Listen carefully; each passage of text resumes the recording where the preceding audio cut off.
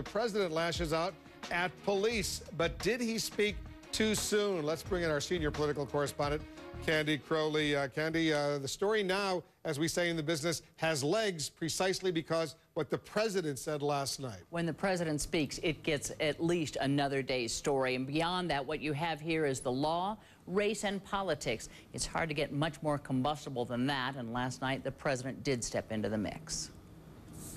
The president. For starters, the president said he didn't know all the facts and was a bit biased because he's friends with Harvard scholar Henry Louis Gates. That the Cambridge police acted stupidly in arresting somebody when there was already proof that they were in their own home. It is a fairly rare and pretty hard rebuke by the President of the United States. They were really stunned by being not having the greatest regard, or actually taking those comments to heart. So I would say to you that they were very much deflated. By way of clarification, White House spokesman Robert Gibbs told reporters today the president was not calling the officers stupid, okay? This may be a distinction with no difference. Charges against Professor Gates were dropped. He remains furious. Sergeant James Crowley says he did nothing wrong. It's still unclear what happened. And the case has exploded in the political arena. That's just not the way to go. And let's also not sit here and read a police account and automatically assume that it is absolutely positively correct 100%. That's a good point. Because he could also have his own spin to suit his own purposes. As her city tries to sort things out, the mayor of Cambridge is happy to decline repeated questions about whether her police acted stupidly. Well, what I am saying is that it was an unfortunate circumstance of what happened, and I am still trying to talk to all the individuals that were involved to find out what happened, how it happened, and how could we have prevented it from happening.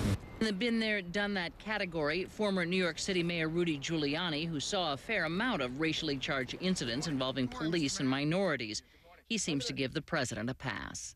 The president is a friend of the man that was arrested, so I think you give him a little scope there. No pass from the National Republican Senatorial Committee, which has put up a web ad asking whether the president should have taken sides.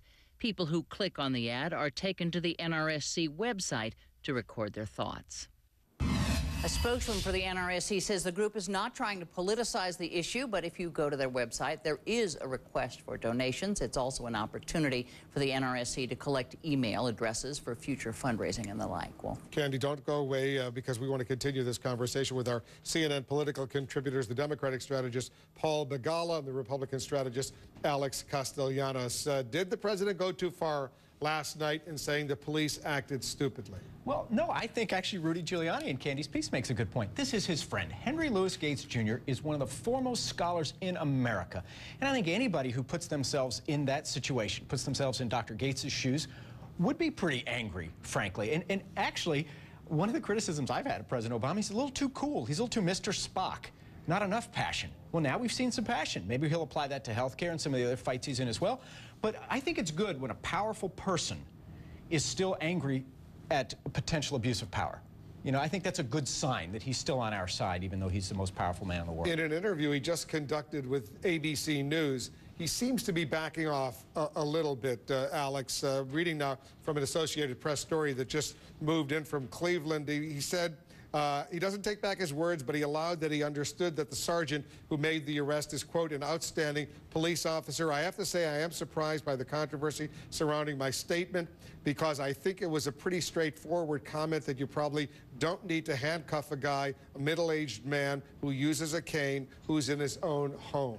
So the president explaining a little bit, you know, why he said it was stupid. I've had the privilege of meeting Henry Gates. Wonderful man, incredibly bright, and it just seems so unjust that something like this would happen to him.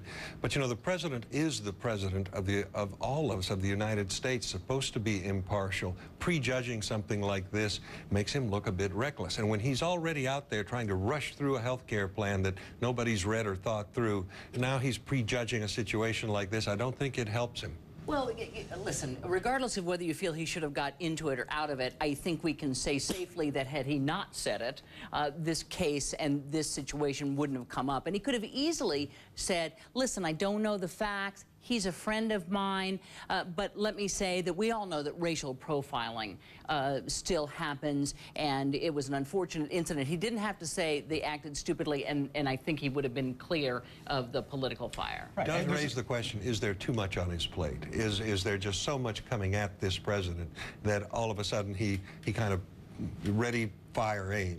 And I think we saw a little bit of that. Well, a lot of my conservative friends are very worried about government power when government power is being used to help working people, like, say, provide them health care. Here's government power arresting a middle-aged man in his own home for no apparent crime. And I like the fact that the president's annoyed by that. Candy's right. This is not something his political advisors scripted or told him to do. There's an opportunity cost. I'm sure they wish it hadn't happened. But I sure like, once in a while, seeing the human side of someone who is so carefully controlled and calibrated as Barack Obama.